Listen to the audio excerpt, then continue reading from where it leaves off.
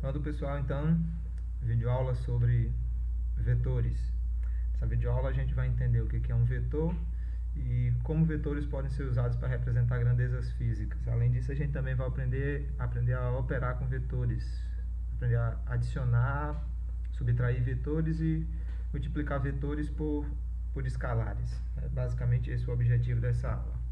Então, primeiro de tudo, a gente já falou um pouco sobre grandezas físicas, mas a gente não distinguiu naquele contexto lá sobre o que seriam grandezas escalares e o que seriam grandezas vetoriais. Então, aqui a gente tem uma lista, né, e tem aqui uma característica que é o que basicamente define e diferencia esses dois tipos de grandezas.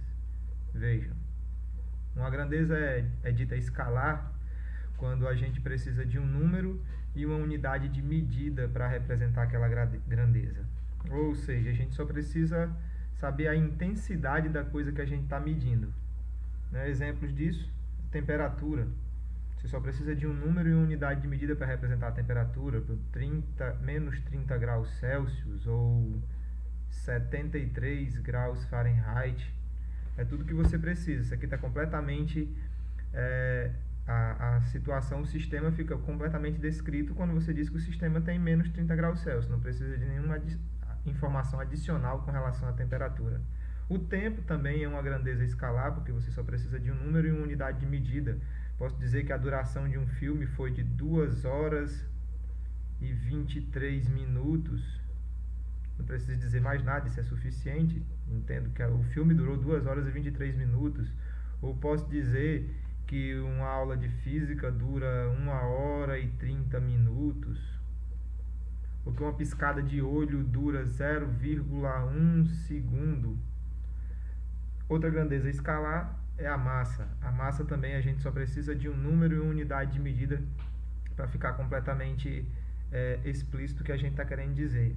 Assim como espaço percorrido. No entanto, existe um tipo de grandeza, existem algumas grandezas que pertencem a essa classe, que elas não são suficientemente descritas apenas com um número e unidade de medida. É o que a gente chama de grandezas vetoriais. Toda grandeza vetorial, para ser completamente descrita, ela precisa de um número, uma unidade de medida, uma direção e um sentido. Certo? Exemplo de grandezas vetoriais, o deslocamento, a velocidade, a aceleração, a força. Existem muitas outras grandezas vetoriais, mas aqui a gente está só dando um exemplo. Então, só para a gente entender melhor essa coisa, vamos trabalhar aqui então a representação de um vetor. Imagine então que esse carro vai se deslocar ao longo dessa estrada e do ponto P até o ponto Q. Então, ao ir do ponto P para o ponto Q, o carro ele percorreu 30 metros numa direção específica aqui que está representada por essa seta. Ok? Então, de P para Q, ele realizou esse deslocamento aqui. Esse deslocamento eu vou chamar de deslocamento D. Observe que eu coloco uma setinha aqui em cima. Essa setinha significa que a coisa da qual eu estou tratando, no caso aqui deslocamento, é um vetor, não é só um número. Essa letra D aqui, ela é o nome dessa seta.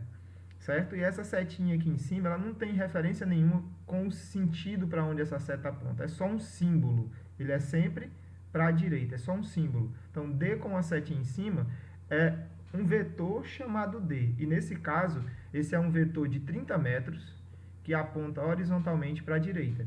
Se essa partícula se move de Q para P, o deslocamento já não é o mesmo. O espaço percorrido, obviamente, é o mesmo. Foram 30 metros. Se a partícula vem daqui para cá ou se ela vem daqui para cá, ela percorreu 30 metros. Contudo, é um deslocamento que é horizontal para a esquerda. Então, perceba que é diferente. Esse deslocamento aqui eu já não posso chamá-lo de D, porque D era um deslocamento de 30 metros horizontal para a direita. Isso aqui é um deslocamento de 30 metros horizontal para a esquerda. Então, esse deslocamento eu chamei de D'. Uma coisa que é importante a gente aprender a diferenciar é que o tamanho do vetor, que é o que a gente chama de módulo do vetor, é representado pela letra sem a setinha em cima. Então, esse símbolo aqui é um símbolo matemático já conhecido, que representa módulo. Então, isso aqui está dizendo que o módulo do vetor D pode ser escrito simplesmente como a letrinha D e digo que isso aqui tem 30 metros. Eu jamais na minha vida poderei dizer que D vetor é igual a 30 metros. Não, o vetor D não é uma coisa que é só um comprimento, um número e uma unidade de medida. Não, o vetor D é um ente matemático que tem comprimento, direção e sentido. Se eu quiser me referir simplesmente ao comprimento do vetor, ao tamanho dele, à intensidade dele, eu uso a letra sem a setinha e digo que isso é o módulo do vetor. Óbvio, isso não é igual a isso. Então, né, isso aqui representa o vetor como um todo, isso aqui representa simplesmente o tamanho do vetor.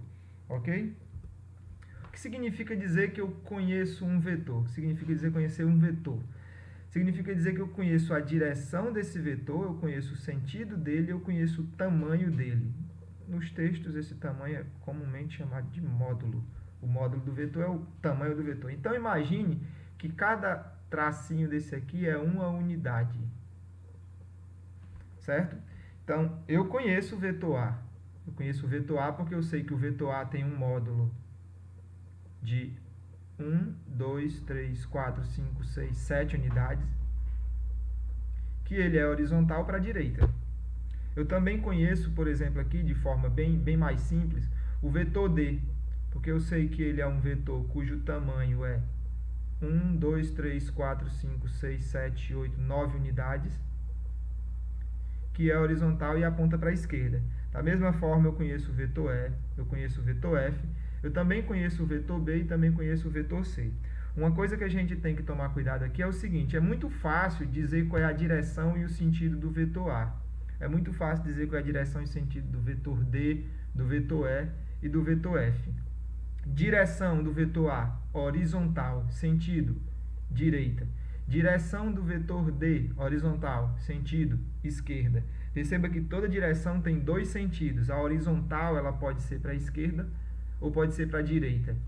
Vetor E e vetor F, ambos têm direção vertical, o sentido dos dois. Vetor E é para cima, vetor F é para baixo. Mas como que a gente vai se referir, então, à direção e o sentido de um vetor que não é nem horizontal nem vertical? A gente vai, então, usar alguma reta conhecida como referência. Por exemplo, a gente pode usar a horizontal como referência, medir este ângulo, e aqui nesse caso, esse ângulo mede 45 graus. Como eu sei disso? Porque se eu fechar aqui um triângulo, esses dois catetos têm exatamente o mesmo tamanho. Então, esse ângulo é 45 graus. Consequentemente, eu posso dizer que o vetor B é um vetor que tem esse tamanho aqui, que eu poderia calcular usando Pitágoras, correto? Se eu sei esse tamanho e sei esse, eu poderia calcular esse tamanho usando Pitágoras. Então, o vetor B é um vetor que tem esse tamanho aqui e que aponta numa direção que faz 45 graus com a horizontal para a direita. Ok? Tá certo? Já o vetor C, a gente também pode usar aqui a horizontal como referência. Pode usar a horizontal como referência. E aí, então, medir esse ângulo aqui. No caso aqui, eu não tenho certeza de quanto é esse ângulo. Vamos chamar ele aqui de θ, simplesmente. E dizer que o vetor C faz um ângulo de θ graus com a horizontal para a direita, só que abaixo da horizontal. Você pode usar o artifício que você quiser para se referir a essa direção do vetor. Você poderia, por exemplo, ter usado a reta vertical como suporte, dizer que esse vetor faz 45 graus com a vertical. Você poderia ter usado a vertical aqui como suporte, dizer que esse vetor faz um ângulo alfa com a vertical, ok? Você tem que tentar dar a descrição precisa. A descrição não pode ser redundante, não pode ser uma descrição que falada permita que uma pessoa compreenda diferente do que você quis dizer. Ok? Então, isso é o que significa conhecer completamente um vetor. É quando você sabe a direção dele, o sentido e o tamanho. Ou seja, você sabe o módulo e o ângulo, a direção e o sentido para onde o vetor aponta.